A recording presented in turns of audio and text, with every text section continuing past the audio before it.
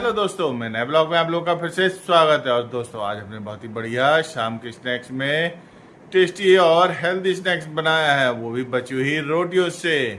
और दोस्तों, बच्चे खाकर भूल जाएंगे पिज़्ज़ा जब बनाएंगे आप ये बची हुई रोटियों से स्नैक्स। तो दोस्तों, ये है टाको, जो हमने बची हुई रोटियों से शाम को स्नैक्स में बनाया। तो चलिए बनाते हैं आज टाको बची हुई रोटियों से, और वो भी वेजिटेबल डाल के। चलिए अपने स्टाइल से बनाएंगे आज टाको अपनी रसोई में।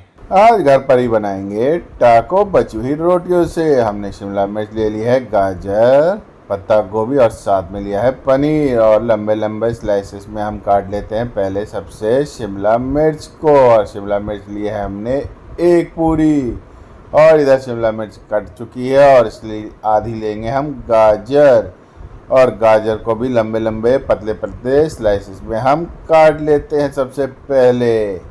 और दोस्तों, पतला ही काटेंगे जिससे ज़्यादा टाइम नहीं लगेगा हल्का हल्का फ्राई पकने में गाजर को। तो हमने इसके बाद लिया पत्ता गोभी, और पत्ता गोभी को भी बड़े लंबे लंबे स्लाइसेस में हम काट लेते हैं। सब्जी हमारी कटकर हो गई है तैयार, शिमला मिर्च, गाजर, पत्ता गोभी। तो साथ में अब लेंगे हम पनीर, और पनीर के भी हम पतले पतले स्लाइसेस काट लेते हैं, वो भी लंबे में। तो दोस्तों, इधर हमारी चारों चीज़ें कटकर हो गई हैं तैयार। अब इन सब्जियों को करेंगे हल्का सॉटे। तो हमने थोड़ा सा ऑयल लिया है, सबसे पहले हमने डाल दिया शिमला मिर्च, और इसको हल्का सा 1 मिनट सॉटे करने के बाद उसके बाद जाएगी इसमें हमारी गाजर। तो चलिए अब इसमें डाल देते हैं गाजर। गाजर को भी हल्का सा हम सॉटे कर लेते हैं 1 मिनट, क्योंकि ये दोनों सब्जियां थोड़ा सा ज़्यादा टाइम लेती हैं। तो चलिए इसके बाद हम डाल देते हैं पत्ता गोभी को भी। इधर हमारी पत्ता गोभी सारी डाल चुकी है, और इसको मिक्स कर देते हैं बाकी सब्जियों में, क्योंकि पनीर कहाँ डालेंगे हम बाद में, नहीं तो पनीर टूट सकता है हिलाने में। तो चलिए सब्जी थोड़ी सी हल्की सॉटे हो जाने के बाद इसमें सबसे पहले डालेंगे नमक स्वाद अनुसार। सॉसेस भी जाएंगी तो नमक उस हिसाब से हमने डाला है, और इसमें डाला अपना स्पेशल मसाला, कुटी हुई लाल मिर्च, और इन सब मसालों को सब्जियों में करेंगे मिक्स। तो दोस्तों, मिक्स हो जाने के बाद अब इसमें जाएगी हमारी ऑर्गेनो, क्योंकि ऑर्गेनो के बगैर इसका फ्लेवर का मज़ा नहीं आएगा, तो इसलिए ऑर्गेनो डाल दिया। ऑर्गेनो मिक्स कर देते हैं। अब डालेंगे कुछ सॉसेस। सबसे पहले हम डालेंगे मेयोनीज़, क्योंकि मेयोनीज़ बच्चों को ज़्यादा पसंद आती है, तो इसलिए हमने थोड़ी सी डाली है इसमें मेयोनीज़। तो उसके बाद इसमें डाल देते हैं थोड़ी सी शेजवान सॉस। तो दोस्तों, शेजवान सॉस डाल दी है, उस हिसाब से डाली गई, स्पाइसेस थोड़ी ज़्यादा होती है।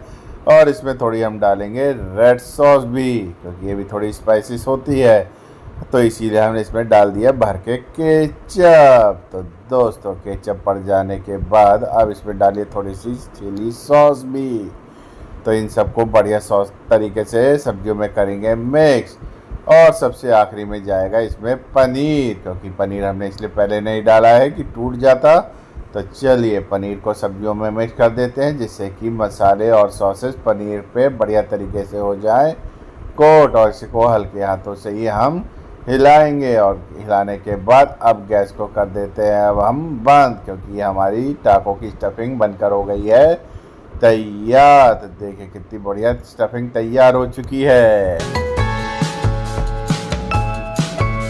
और ये हमारी दोपहर की रोटियां बची हुई थी, तो इससे ही हम बना रहे हैं टाको। तो इस पर हमने शेजवान सॉस और लगा दी है केचप दोनों, और दोनों को बढ़िया तरीके से हम रोटी पर पूरी तरह से फैला देते हैं। कुछ इस तरीके से हमारी तीनों रोटियों पर सॉस फैल गई है। और अब इस पर रखेंगे हम चीज़ स्लाइस, वो भी अमूल की।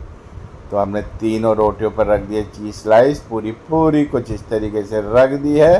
तो चलिए जो हमने स्टफिंग तैयार की थी वो अब इसके ऊपर रखेंगे हाफ पोर्शन पर। कुछ इस तरीके से हमने सब्जी को रख दिया है, तीनों रोटियों पर कुछ इस तरीके से हम सब्जी की स्टफिंग रख देते हैं।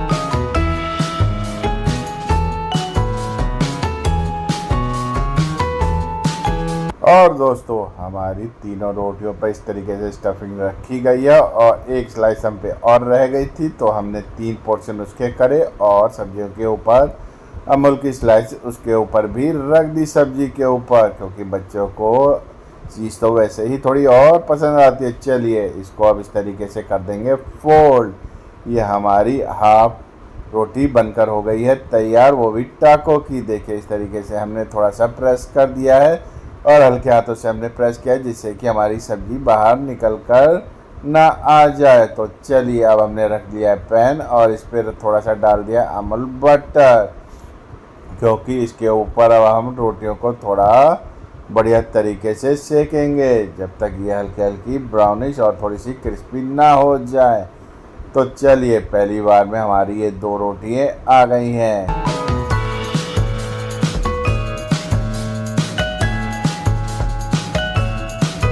और ये पैन में हमारे 2 टाको आ गए हैं, तो इसको हम दोनों तरफ से बढ़िया तरीके से क्रिस्पी होने तक सेकेंगे। और दोस्तों देखिए एक तरफ से ये हल्की हल्की ब्राउनिश कलर होना चालू हो गया, इसको हमने पलट दिया है जिससे कि ये जले नहीं। अमूल बटर हमने हल्का ही रखा है, तो चलिए इसको अलट पलट करते रहेंगे और हल्के हाथों से पलटेंगे, जिससे कि सब्जी हमारी बाहर ना निकल जाए। और इसको हम प्रेस भी हल्का ही करेंगे। तो दोस्तों देखिए कलर कितना ही बढ़िया निकल कर आ रहा है और क्रिस्पी क्रिस्पी हो रही हैं। तो चलिए इसे हम मीडियम फ्लेम पर ही थोड़ा सेक रहे हैं। तो दोस्तों आपकी बची हुई रोटी भी काम में आ जाएगी और बच्चों भी खुश हो जाएंगे जब घर पर ही आप बनाएंगे ये टाको।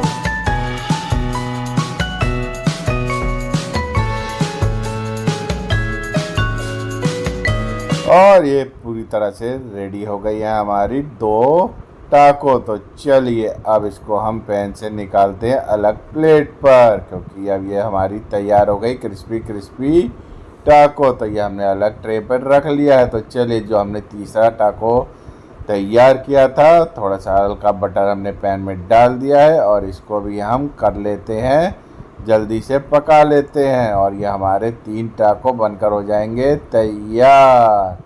तो इसको भी इस तरीके से हम पलटते रहेंगे, जिससे कि ये हमारे दोनों तरफ से हो जाए ब्राउनिश और क्रिस्पी।